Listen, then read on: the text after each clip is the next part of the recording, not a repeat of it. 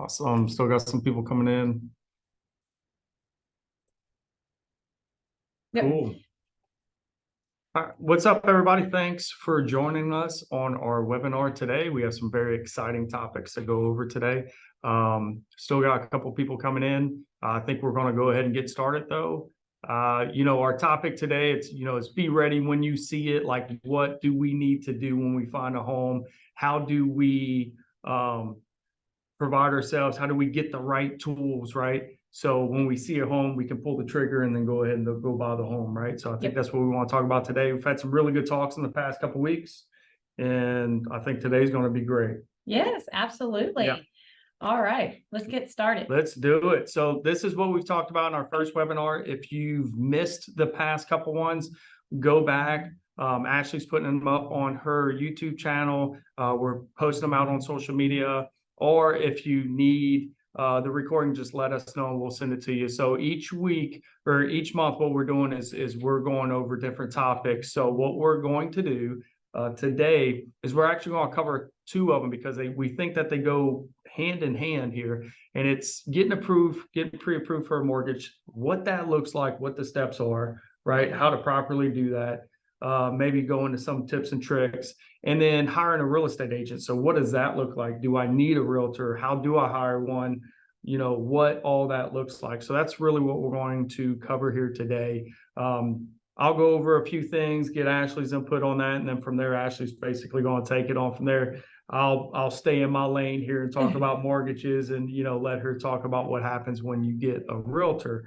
So it's going to be a fairly quick one, but I think very, very informative, very important for you to understand what goes into it, because Google can show you so many of these things, but there's so much more that goes into it when you're talking to the people who deal with this on a day-to-day basis. And I feel like there's so much misinformation out there. Like, I don't know if you got cancer and you're going to WebMD and trying to figure out what you're going to do, it may not work out well, right?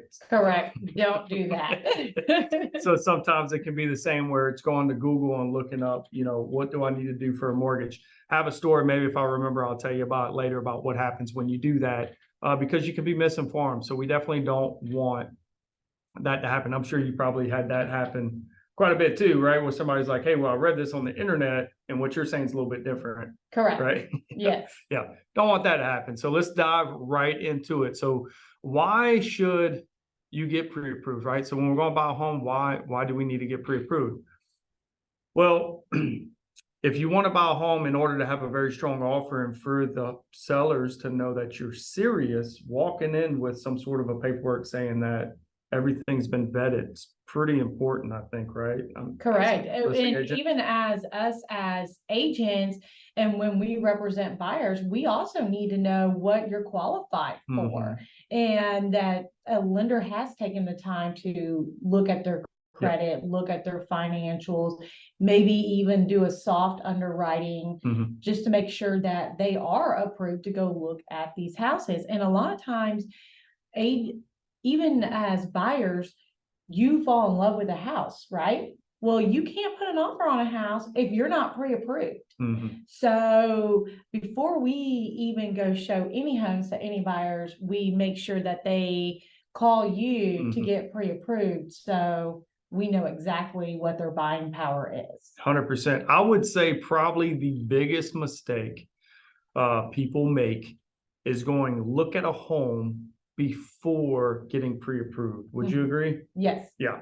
Because normally what happens is once you go through a pre-approval process, they get some unfortunate bad news that they can't afford that home that they fell in love with.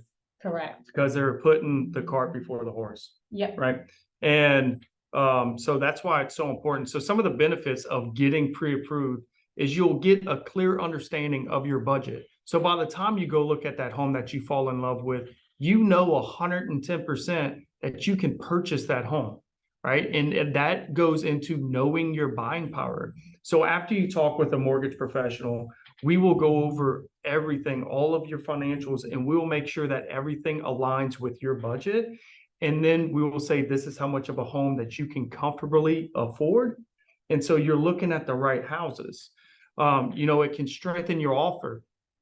So I'm going to say this and not picking on any banks in specific, but as an agent, as a listing agent, if you get two offers, let's just say you get two separate offers from somebody wanting to buy your home, and one of them's from a bank, okay? And let's just say it's they call it a pre-qualification, but let's just say it's a pre-approval letter, but they haven't looked at their credit, they haven't looked at their income, they haven't done anything. You just told the bank, hey, this is what I make, this is how much I pay, this is how much of a home I want, and they give you a letter. That's one offer you get. The next offer is from a reputable mortgage lender that has triple checked everything. Which one would be the stronger offer in that case? It definitely the second one. Right. The one that's with the local mortgage lender that's checked everything. Yeah, 100%. And the reason I say that is just be careful. If you're going to whomever you bank with and they ask you a series of questions on their portal saying how much home you want to buy, how much do you make, and boom, you get a letter. Beware of that. Your offer is not going to be as strong as going through the entire pre-approval process. So getting pre-approved strengthens your offer. It increases your negotiating power too, as well, because now you have a strong offer. They know you're serious, right? You can walk in there already knowing what you can start negotiating with versus having to kind of backpedal a little bit and see how much you get approved for. And it's a faster home buying process. So once you get pre-approved, all the documents have to be collected up front. And so at that point, if we can get an offer accepted, 90% of the work's already done. Right. Right. So like I said, as an agent, when you're throwing out an offer there, we want to make the offer as strong as possible. And getting pre-approved is the way to do it. And the reason I say it is because there's still a lot of people out there putting offers on homes without a pre-approval. I don't understand how, I mean, it happens, right? Yeah. And I'm going to tell you, it's funny that you bring it up because we had a buyer that we were working with over the summer, came to us, wanted to use his bank. And I started asking questions with the bank, and the bank said, oh yeah, he's good. He's pre-approved. He's all good to go. Well, after digging in a little bit more, come to find out he was not actually pre-approved because I was like, well, did you submit any of your documents to him? Well, no, I just told him how much I made. They ran my credit. They said everything was good and I was good to go. Well, after looking at the tax returns, he was a business owner and you wrote everything off. So it looks like he didn't have any income, which, you know, we had to stop the process. Right. And so just be very careful with getting pre-approved online through big banks. Yep. Being self-employed, that's such a great example. Guys, listen, you have to do your due diligence when you're doing this, because as a business owner, sure, yeah, I made a certain amount in a year, but it's what Uncle Sam sees at that point. So like if you're W-2, we're going to look at you before taxes gross. It's those little nuances that you don't know what's going to happen. So do your due diligence, talk with the professionals, get this done, because it's going to save a lot of time. You don't want to waste time when you're doing this, especially the way the market is. You never know how long a home's going to be on the market. So you don't want to waste time. So you want to get pre-approved. Cannot stress that enough, right? Yes. And make sure that the lender has all your documents up front. Yep. And Yep. if they're not asking for documents up front, that might be, you need to get in touch with your agent and maybe get a second opinion. Red flag if they're not asking for everything up front. In order to get a good pre-approval, your credit needs to be reviewed. We need to review your income, your debt, and the cash that you have on hand. It's very important. Okay. So, I mean, very, very, very important. So how do you get pre-approved? All right. We talked about the importance. Well, what do you do? Well, one of the things you can do to be proactive, so if you would go on Google, you would see some of the things that you may need, but to be proactive is you want to start getting some of your documents together. And by the time that we talk, if you don't have them together, that's okay, because I'm going to walk you through all this. Ashley would walk you through all this if she's going to talk to you first. She's going to tell you everything you need to get gathered up. So you want to get all your documents that show how much you make, your bank statements, your W-2s, tax returns, maybe if you're self-employed. Depends on your situation. We may need more, or we may need less. And then you want to find a mortgage professional. So if you're not, working with Ashley and I mean, Google, right? Google's the best thing. Find a reputable mortgage professional that's somewhere local or somebody who's highly recommended. Talk with them. You complete your pre-approval application. And then you go and work with the lender. So if you are working with a reputable lender, they're going to be communicating with you throughout this entire process. If you work with Bank of America, you're going to be calling 1-800 number. Some of these companies, you're calling a 1-800 number. If you want to talk with somebody real, work with somebody local or somebody, whoever your real estate agent is going to recommend to you. Yeah, because a lot of times with the big banks, we run into that not only are they in a different state, they could, the loan officer could be in a different state, they're on a different time zone, and that affects closing and contract time, especially when they're on a different time schedule than we are. Yep. And one other thing to note is, like, if you're working for some of these big companies, they have certain hours that they work.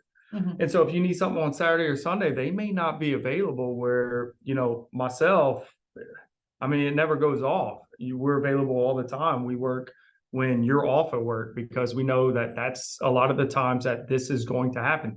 I mean, shoot, we're doing this at a different time today, but the past 2 webinars we've done them at 6 o'clock at night, you know, because that's when a lot of people get off work. So we work a lot of times when everybody else is off of work, and we do that for a reason. If you go to a bank, you're going to be dealing with banker's hours. You're going to be dealing with 1-800 number. It may not work out as well, and you may not get that great communication throughout the process. It's our job to make sure that you're most comfortable throughout this process and that you understand everything that you're doing, because we don't want you going to walk into a home that you can't afford and fall in love with it, right? Yeah. That's kind of what this whole thing stems about. You don't want to be walking into things, fall in love with it, and then get disappointed. Yep. And how much does it cost, Nick, to get pre-approved? Oh, that's the best thing. It doesn't cost any money at all. Great. Yeah. Well, and what it costs to not get pre-approved is thousands of dollars. You're talking about earnest money, inspection money, option fee money, appraisal money, just to get to the end of the line to realize that you can't afford the house.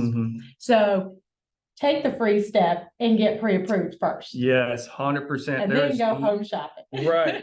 There's no application fees. If somebody's telling you that there's an application fee, run. Okay, because that is not a thing. We do not charge application fees to get pre-approved. You should not have to pay anything like that. But yeah, 100%. Yeah, you're right, because you will lose a lot of money if you do not get pre-approved first. Yes. Yep. Seen it. Yes. Right? Seen that happen plenty of times. Yes. It's not a great conversation to have with somebody. No, it's not. And it's very disheartening when they fall in love with something that they can't get. 100%. And you can see, I have a graphic down here that kind of just talks about the whole process. You know, you go through credit, you get pre-approved for a mortgage, you choosing a mortgage product. That's something for a different conversation. Get you a lender, you know, and then it kind of goes through the application, underwriting, and then we close, and then boom, you get your keys to your home. A lot of things go in between there, but that is just like your snapshot, right? So it's really good that you have a professional with you the entire way versus trying to wing it, you know? So your guide in the home buying journey. Okay, so who is your guide, right? So you have a financial guide, and then you have a guide that deals with everything else, and that is called your realtor, and that would be Ashley here. So I'll let her kind of take this away. Yeah, so the guide to home buying journey is after you get pre-approved. Then we will sit down and discuss your needs and wants in a house. Go through what area you want to be in, just kind of get your needs and wants. And then I will set you up on a home search portal so you can look at all the available homes. And then we will, you know, obviously walk you through. We will show you every property that you want to see, right? We typically like to stay within what you originally first told us, which would make sense, but then we will negotiate on your behalf by writing up a contract. Once you do find that home that you fall in love with, we'll write up the contract. And I'm very analytical. I'm very thorough. So I like my clients to know what's going on at all times. So I literally had a process for every step of the way of all the things that you should and should not be doing. Just like when we go under contract, I remind them, just as you remind them of, don't buy a car, don't put any more money other than gas and maybe a few lunches on your credit card. Don't go buy furniture for a house that you haven't purchased yet. You'll be very disappointed if that goes over your DTI. 100%. And then we help facilitate home inspections, appraisal, and closing. We'll work with you all the way, from start to finish. And then Nick, I could sit here and talk hours about everything that we do, but it's so much. It's like throwing 100 balls up in the air, just trying to catch what falls. Well, and that's why you're, the expert guide through the home buying journey, because probably the first thing is like trying to figure out the location. Like, how important do you think it is? Like, is the location of the home? Like, is that fairly important, to the home buyer? And like, what do you go over, like, when y'all are talking about the differences in location? Like, what are the big factors that depict on what location the home's going to be in? Well, so there's a few factors, and I know we mentioned this. One of them last seminar was the tax rate, right? So we need to make sure that depending on the tax rate, that doesn't throw you over on your monthly payment. So there's that. There's also schools.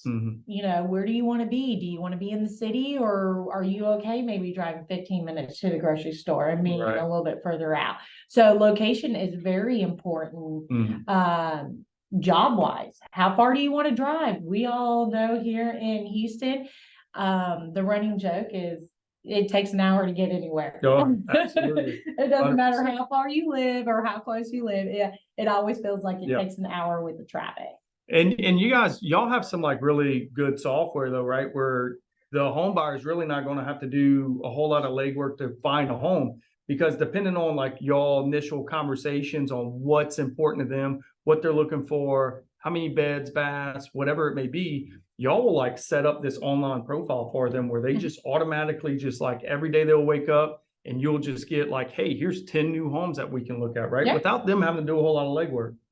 Right. Absolutely. And better yet, I don't set my clients up for one every morning. You have different options. Every morning you can get a list of homes that fit your criteria, but I set my clients up on an instant message. So as soon as the home hits the market, so it could be 5 a.m., it could be 1 p.m., 3 p.m., whenever it is during the day, if it fits your needs and wants and it fits into your criteria, it automatically gets sent to them immediately. Just like John Madden. Boom. Yes. Right. Yes. There, right? I don't want them to miss out on it, just holding out for 12 hours to get one link to 100%. All the houses. That's awesome. Speed.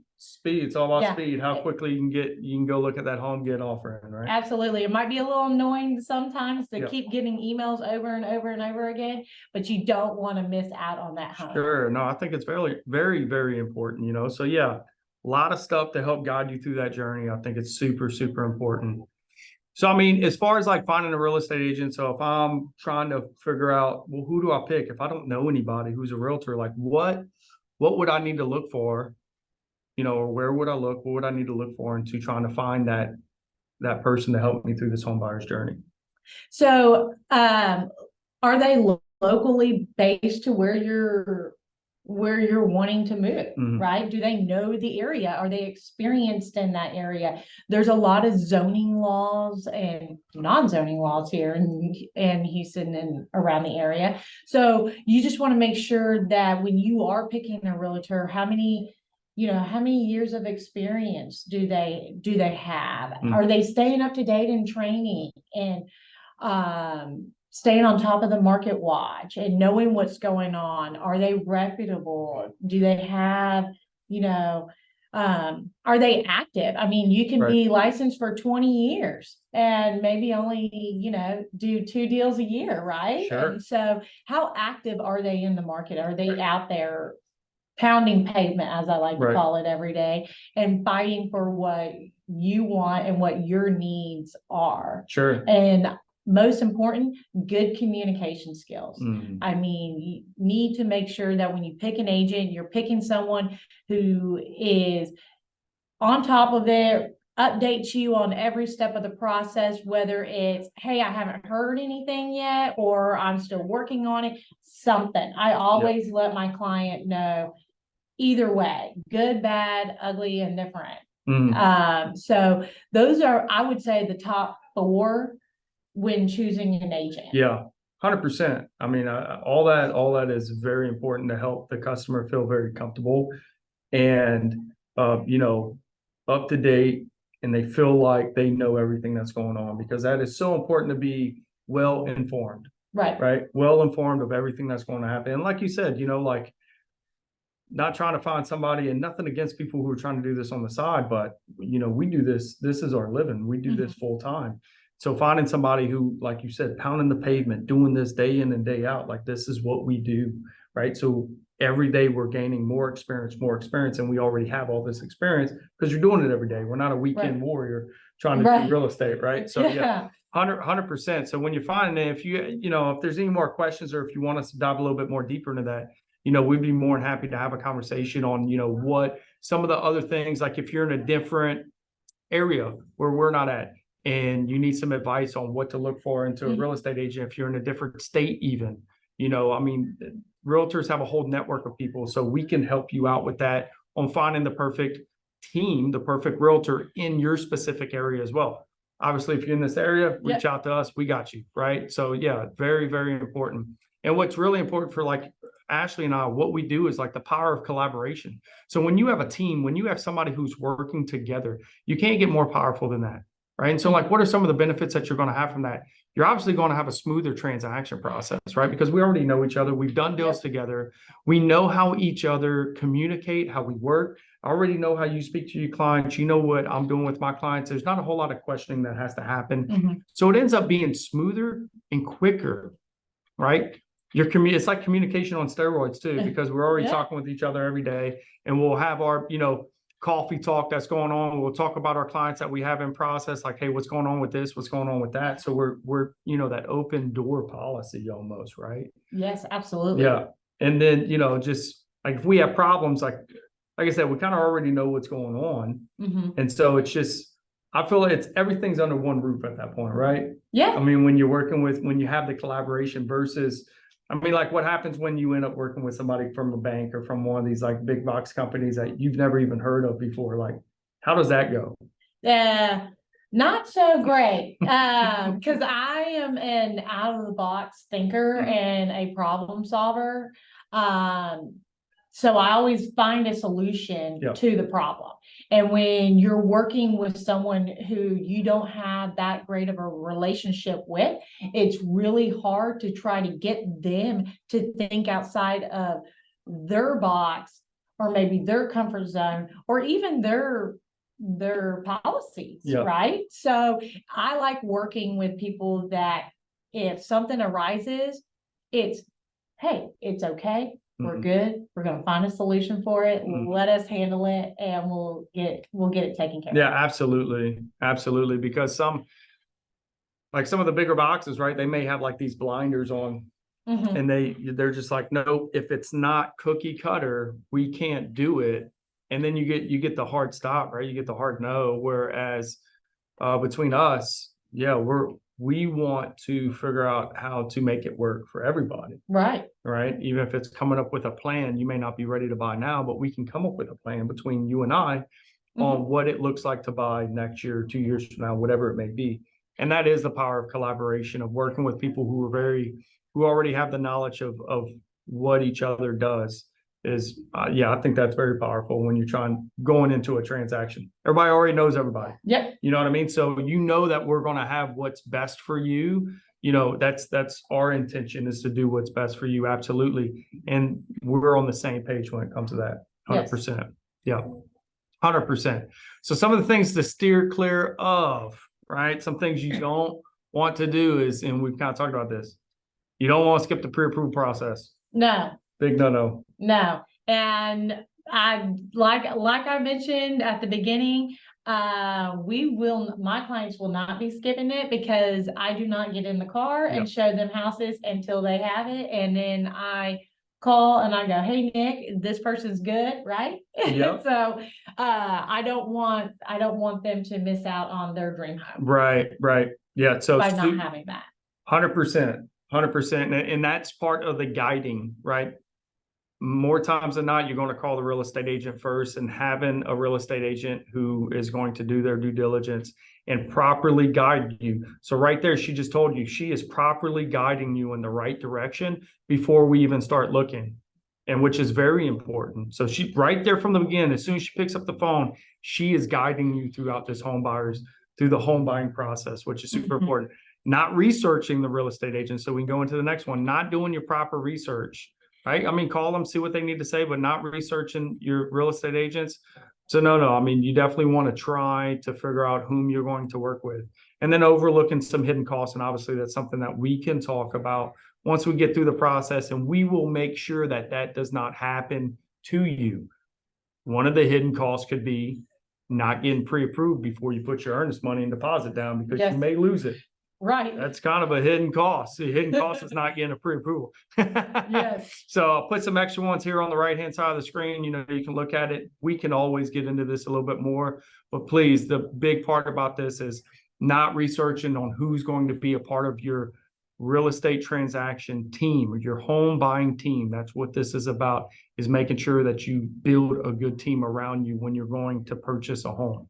100%. I think we had a couple of questions in. We'll make sure that we answer those.